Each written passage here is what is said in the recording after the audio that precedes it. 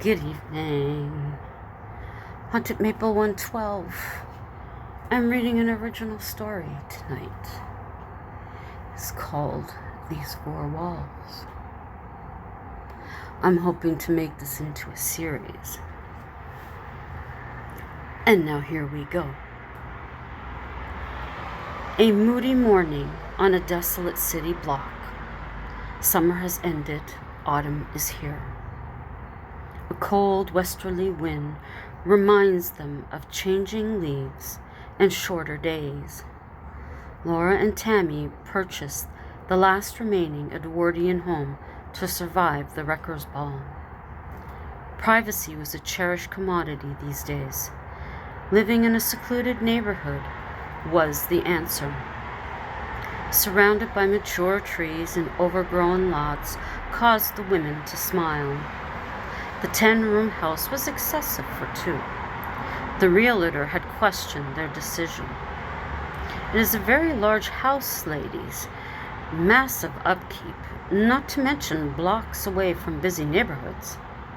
It is exactly what we've been searching for, Mr. Drew, Tammy had stated as she and Laura put pen to paper. They took possession and moved in the same day. It was a glorious afternoon, until gray clouds gathered in the sky above. The last of summer roses held fast to their stems. The deep blood-red and aromatic scent was the beauty of the landscape. Annual blossoms had withered away to a translucent beige. Look at the marvelous detail, Laura. You don't see craftsmanship like this anymore. Tammy gently passed her hand across the woodwork. This fireplace is so grand, real marble, and the mirror spectacular. The antique candlesticks will finally have a proper home.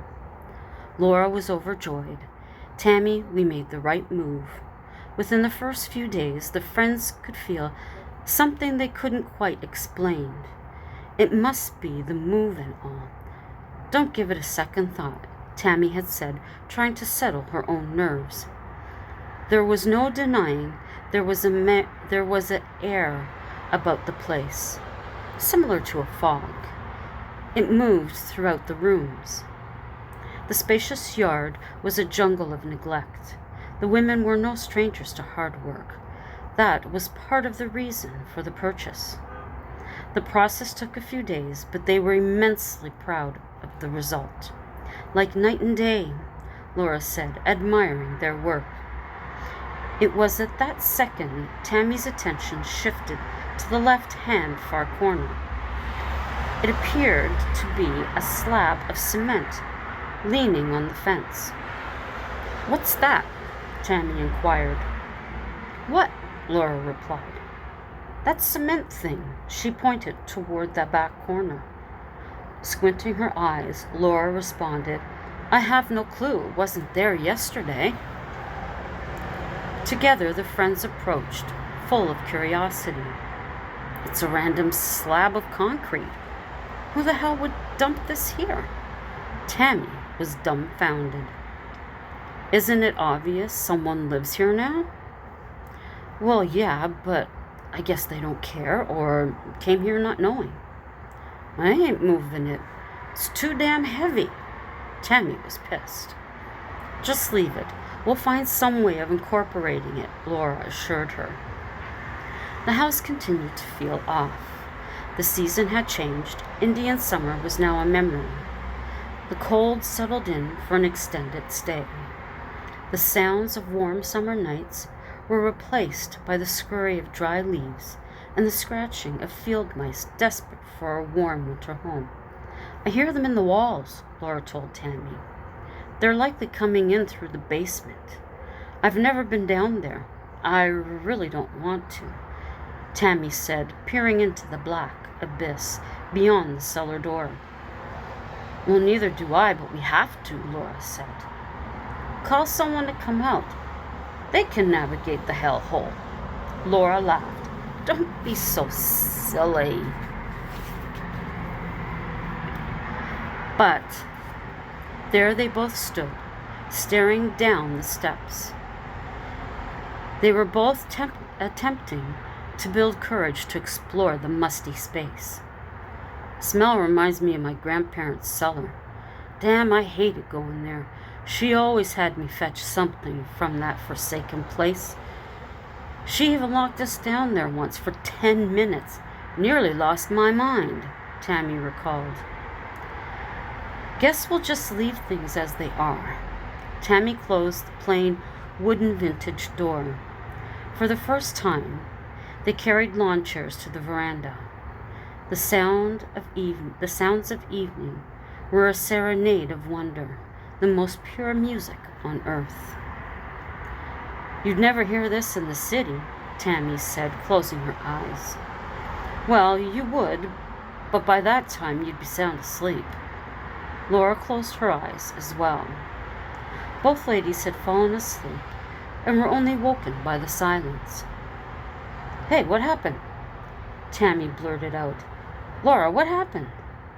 She listened. I don't know. They both sat on the edge of their chairs. The air was still.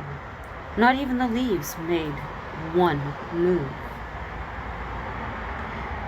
It was the eeriest feeling either had ever experienced. I don't like this. There is nothing for miles.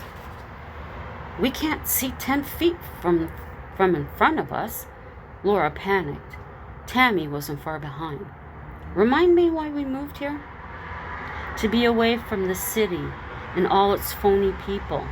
All the snoopy bastards, Tammy replied. Minutes later, the serenade continued. Strange, Laura remarked. Even with the unsettling 10 minutes, they continued to sit on the veranda, though it wasn't as relaxing. In the morning, they discussed the silence again. That was the strangest thing last night. What would cause an entire field to do that? Tammy wondered. She gazed out the kitchen window. Nothing seemed out of place. Laura began hearing conversations in hushed tones. One voice was quite deep. Both were men, but she couldn't fully make out the words. There was no use in telling Tammy because she'd asked what they said. It didn't matter what time of day she heard them. Tammy was alone in the large, poorly lit house. The sound of the front door interrupted her reading. She peered up, expecting to see Laura, but no one was there. She put her book down and went into the hall. Empty. Was it possible she missed her? The kitchen was empty as well. Tammy picked up her phone and speed dialed Laura. Where the hell are you? At the store, I told you that. She was annoyed. I just heard the front door open, but I haven't found anyone. For God's sake, get out of the house. Are you sure you heard it?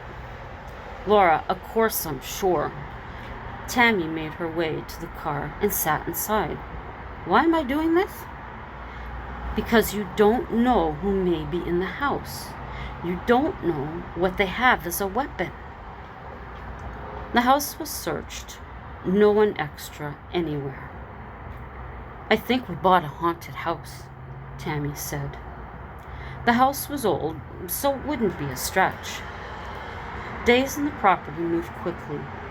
There was always something to do. The cloudy days outweighed the bright. The atmosphere in the house stayed constant. It sent shivers down your back, was one way to describe it.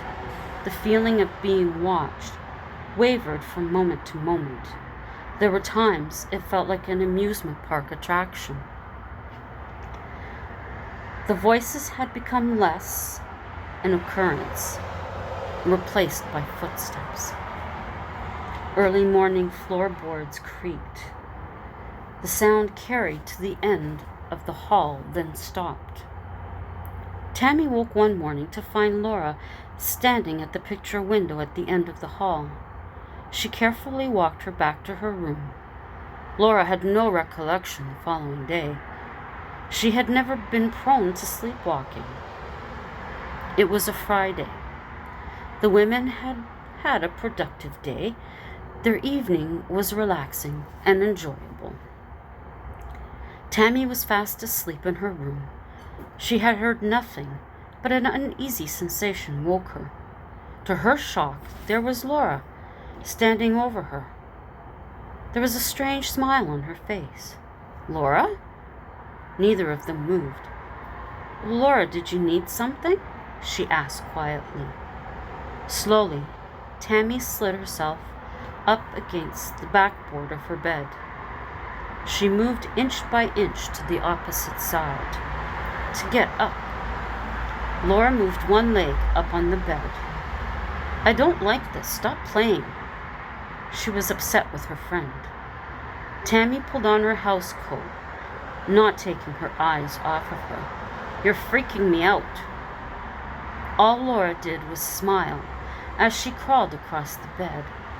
"What the hell is your problem?" The only thing she could think to do was to grab her Bible.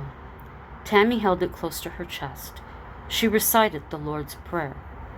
Then she read the prayer of St. Michael. Laura collapsed on the bed. Seconds later, she pushed herself up. "What am I doing here?" she asked. "Why did you bring me in here?" "What? Girl, I woke up to you standing by my bedside staring at me." How did I get on the bed?" "While I moved away, you climbed on the bed. What the hell is your problem?" Laura told her she hadn't a clue.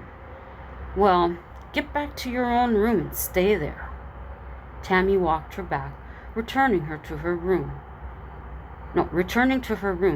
She actually locked the door. Sleep wouldn't come. There she sat in the dark with her eyes glued to the door.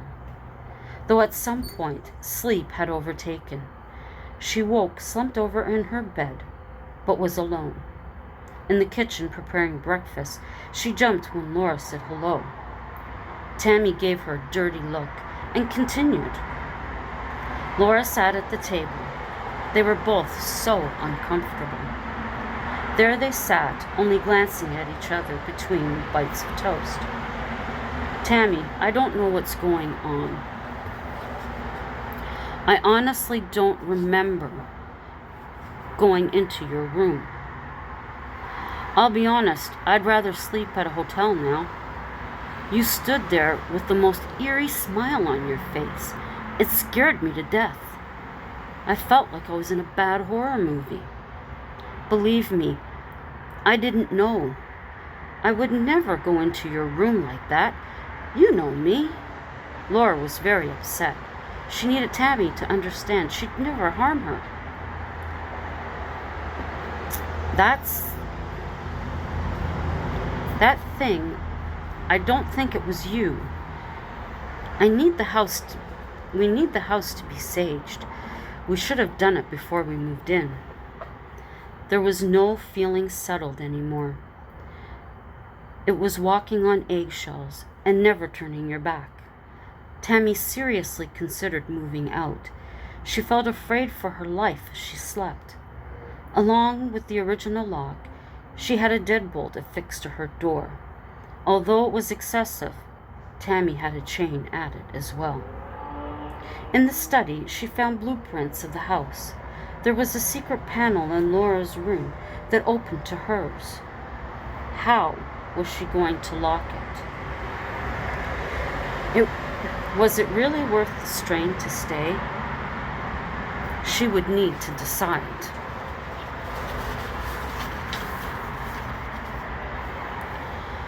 Locating the secret panel, she purchased a slide bolt. She didn't have the heart to leave her friend alone in the large house, but it was imperative she find out the reason for Laura's actions. Laura was tending to the roses out front. Tammy joined her. "I found a door in my room. I think it opens to yours." "But it won't open," Laura told her. "I know about the secret door. I found it on blueprints in the study." I imagine it was used by the man of the house. He likely kept his mistress in the adjoining room, less obvious for his midnight visits. It must be locked on your side, Laura insisted.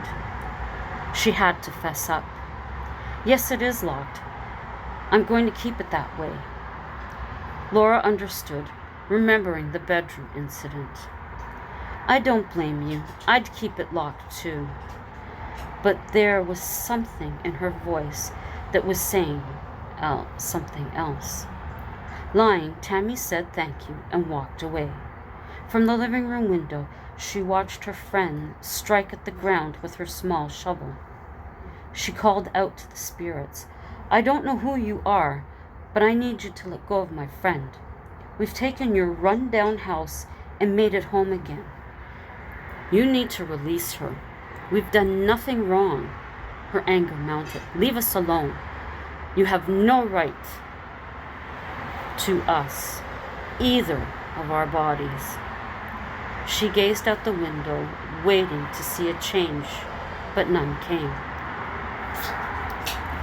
Tammy became the cook, not trusting what the spirit in Laura may do. It had been days without a break. Whatever it was, it had a hold of her. Where was her best friend inside the skin and bones? The sky was now constantly cloudy. There was no break of sunshine.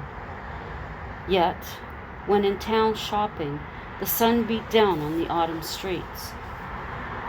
To another, this couldn't make sense, but it did to her. Tammy arrived home and unpacked the groceries. The house was silent. She began searching, having seen Laura's car was still in the driveway. She stood still. This is when she heard movement on the second floor. Being cautious, she inched her way up. She could hear swearing. Peeking just above the wooden boards, there was Laura. She was attempting to enter Tammy's locked room. She watched as her friend struggled to open the door. Laura! She shouted. What the fuck are you doing? Tammy came up the few steps to the landing. What does it look like to you, simpleton? I have to get inside. Open the door, she demanded. Yeah, peaches are stuck together. I'm not opening anything, she retorted. Bitch, I said open it. Laura quickly turned. Her face was haggard and her eyes black as midnight. She sprang towards Tammy with a screwdriver in her hand. Tammy brought her hand up and grabbed and blocked what otherwise would be painful. Tammy's grip was like a vice. Laura soon dropped her weapon. They both watched it tumble down the staircase. In that split second, Tammy realized the peril she was in. Laura heard her thought. That's right. Officer, she came at me. We struggled. She fell.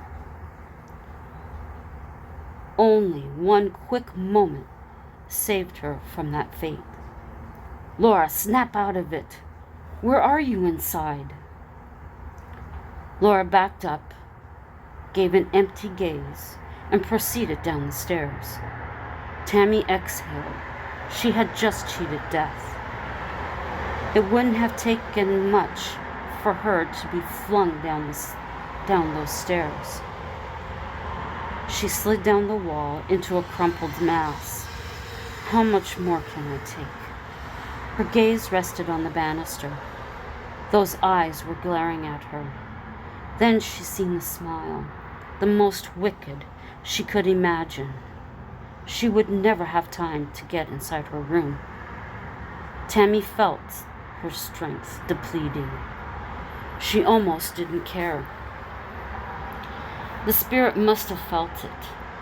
The contorted face disappeared below the floorboards. Once again, she took a breath. She couldn't live like this. Keeping her back to the wall, Tammy unlocked her door and went inside. All locks secured, she began to cry. Then she heard it, the evil whisper in the chimney. She ran and closed the flue, a prisoner in her own home, in her own room. But she was too tired to fight right now. Would a fire keep it away? Tammy could hear the tapping on the metal. The haunting should have been disclosed. Thing is, they likely still would have bought the house. Sage alone wouldn't rid them of the spirit. Tammy sat till the sun set, her mind a blank. Turning on a light, she caught a glimmer on the bedroom mantel. What is that? I'm trying to read in the dark here.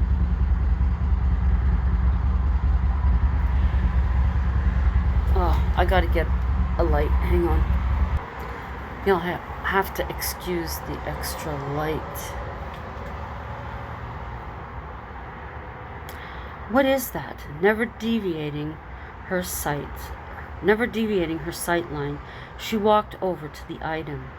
She hadn't noticed it before. It appeared to be a ruby set in the mirror frame. It was out of place. There were no other jewels anywhere. Closer examination, it was obvious the wood had been dug out to accept the quarter-size stone. A gentle pry with a nail file, and it popped right out. A harsh bang on her door came close to her losing the stone from between her fingers. "It's mine, you have no right to it." The horrible sound of nails clawing at her wooden door sent more than shivers along her spine. Tammy's entire body stiffened. This is what it wanted. She had a tool to bargain with. Laura's hair was matted in mud. Her face had smudges of dirt as well. Her clothes hung damply on her body. Although she should have been cold in bare feet, it didn't faze her. Something inside her was waking. The real Laura was fighting to the surface. She only needed a solid hold on top of the cliff to survive. The torment on her face had Tammy in a tailspin. She'd wait till morning if she could. In the basement, a loud click was followed by the house plunging into darkness. Tammy placed wood in the firebox. She'd have to take the chance.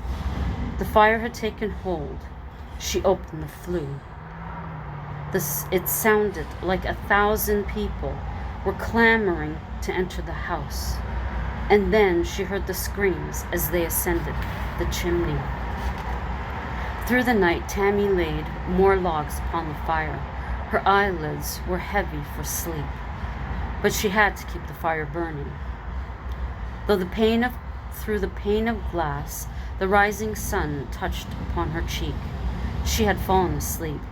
Frantically, she patted herself for the ruby. It had fallen in a crease of the chair. Her bedroom door flew open. The fire was out. Hang on. What a night. Okay. Her bedroom door flew open. The fire was out. Spirits danced with glee within her room. There stood Laura. "Give me the ruby," she demanded. "Only if you release my friend." She let out a barrel of a laugh. What you wanted her for, I've done. There is no need for you to continue this. We've done nothing but honor this house and property. She remembered the slab of cement. There is a place for you in our yard. A space in the back where you'll be left in peace. I'll assure it. Laura placed her arms to her sides. Her head bowed, she followed Tammy to the corner. Release her, and I'll bury your treasure here, behind the stone. I will add protection for you. In that second, Laura fainted to the grass. She must wake, so I'm sure. Moments later, it was her friend who opened her eyes. Come here, Laura, by my side. No question asked. She did as she was requested. Tammy dug her hands into the earth. Her nails full, she continued till the hole was deep enough. Please join the stone. I will keep you safe. She pulled a necklace from her pocket. Saint Benedict. A mist grew from the ground. A beautiful woman appeared. She smiled, bowed her head with her hands set to pray, and disappeared into the hole. It was her. That is who I seen in my mirror. She fought a battle with him. Tammy turned. There stood a man. He was disheveled. There's no need for your torture anymore. You can both be safe. The ruby is worth no amount of money now. It's buried where no one will find it. Over time, the earth will sink it further. It will swallow this slab as well. I asked Saint Benedict to protect. The female spirit rose. In her hand, the ruby glowed brilliant red in the sun. The man smiled tenderly and approached the hole. They faded together into the ground. The sun is finally shining, Laura exclaimed. And I finally have my friend back. Tammy placed the metal above the gem and covered the hole. Each layer of dirt, she prayed for their souls to at last find peace. The best friends sat at the dinner table. The atmosphere in the house had lifted. In time, Tammy removed the locks from her door. She placed them in a box in her bedside table. The sliding bolt to the secret door, however, was never removed. There still lingered the sting from an experience she never wanted repeated. The days continued to pass, and all remained calm. That is the first story.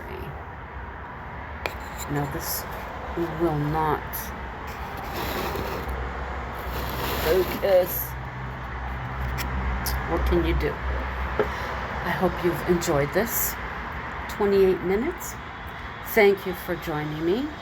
Tammy and Laura, I hope you enjoyed this. I look forward to rewriting the other two that I was at first going to read. And I hope you'll enjoy those two when I'm finished with them. If you're new to my channel, please check out my other videos here. If there are any that you like, please give them a thumbs up. Leave me a comment. And share them out if you think anyone else would be interested. While you're here, consider becoming a subscriber. And if you do, remember to click that notification bell so that you'll know the next time that I upload. Until the next time, ciao for now. And sleep tight.